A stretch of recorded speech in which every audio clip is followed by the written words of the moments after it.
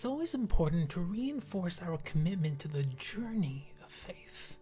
There's no greater act of emunah than living a spiritual, holistic life in an often chaotic, fragmented world. And as we read Parshas Kedoshim, the words Kedoshim to you shall be holy, ring in our ears.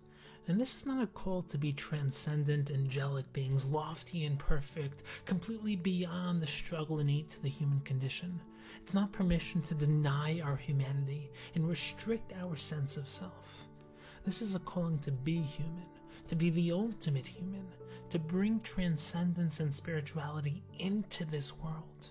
We don't aim to escape the world, we aim to transform it. Kedusha is not transcendence or escapism, it's the meeting between the transcendent and the immanent. And this is the journey of faith, where each individual has to embark on a quest for internal and objective truth. We have to leave the comfort of the known and travel towards the infinite, towards the future we know we're destined for, towards our personal and collective purpose. And there are 5 stages in this journey of faith. The first stage is emunah pshuta, simple faith, and this is the first stage that we experience in life. If you take a 2-year-old child on a walk in the park, all he experiences is life itself. He'll point at the birds and the trees and exclaim, "Wow!" or point at the grass and shout, "Look at that!" He doesn't yet have a categorized mind, so he doesn't give names to anything. He simply sees reality as it is. And at this stage, we experience life with no questions, no options. Everything is simply pure, true, and beautiful. But next comes the second stage, because then we learn how to speak, and the world suddenly becomes a mystery. We walk around in wonder and confusion, we have questions, we're learning to communicate, and if we're taught to believe in Hashem, we do. Not because we have any reason to, but because our parents or teachers tell us that Hashem loves us and that He created us and that He cares about us and that He gave us this delicious cookie as a present. And as we grow older, we're taught increasingly complex ideas. Hashem sees everything we do. Hashem can forgive. Hashem gives us challenges. However, we're still at an age where we accept these facts at face value, believing them because that's what people tell us is true. And at this stage, belief is obedience, not something we've discovered. But then comes the third stage, because when we reach a certain age, we begin to want more. We want to meet Hashem, to talk to Him. We want to genuinely, deeply believe in Him, but we struggle. It's hard. If we could only see Him, touch Him, or hear Him, then we'd believe. We just want some indication that He's here, watching and caring, just as we were told growing up. And every once in a while, a coincidental encounter with Hashem occurs. Maybe our life was saved, or maybe we just made our flight, or maybe we just missed it and later heard that it crashed, or maybe we found our soulmate, or did well in our test, or got our dream job. Maybe we had our first child, our illness was cured, or we won against all odds. Or maybe we were just in the exact right place at the exact right time. But suddenly we believe. It's real, at least to us. We're convinced. We walk around floating on cloud 9. Life is good, pure, true, and beautiful. And here, faith becomes personal, not just something imposed upon us by others. However, our faith at this stage is simplistic in some ways, and at some point, this as well is no longer enough. We want more, we need more. Rational, logical, and philosophical questions come up. If God exists, then why does He? And how can God exist if He... Or why would God do? And maybe our life falls apart and we cry out, how can this happen to me? So then we have this fourth stage, which is the rational stage, where we need rational proofs. Logic, philosophy, science, math, and intellect. So we begin to collect proofs. The Big Bang may explain how the world came about, but where did the Big Bang come from? Something higher must have set it into action. There must be a source of the matter that made up the Big Bang. The world is so sophisticated and organized, it's impossible for something of such complexity to have just randomly come about. It must have been created and ordered this way by something higher. And Einstein proved that time and space is relative, meaning that each human being experiences a present in relation to himself. Objectively, though, there's a dimension that transcends time and space. Hashem must be that which transcends time and space.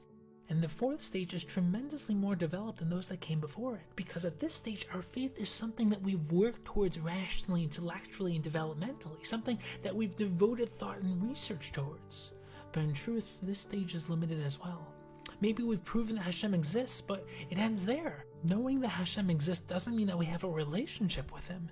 It doesn't help us truly know Him, to connect to Him on the deepest of levels. The Ramchal explains that rational proofs may reveal Hashem's existence, but they don't allow for a deeper understanding and knowledge of Hashem. We may know that Hashem exists, but what does that mean experientially? How does this manifest in our actual experience of life? And while many people stop at rational knowledge, at the fourth stage, we have to push ourselves further. And this is where the fifth level begins. Because there are certain things which cannot be explained rationally. They transcend logical explanation. They can only be experienced. These phenomena are not irrational, they're post-rational. Reason and logic lead you to them, but only experience can verify them. If you've ever experienced something in this realm, you can't prove its existence to someone else, because they have to experience it themselves in order to truly know it as well. For example, if someone has never eaten chocolate before, it's impossible to explain to them what it tastes like. They need to taste it and experience it themselves. And the same is true for spiritual wisdom. For example, love cannot be explained, only experienced. The psychological effects of love in our bodies and minds can be observed, but the power and experience of love cannot be rationally explained.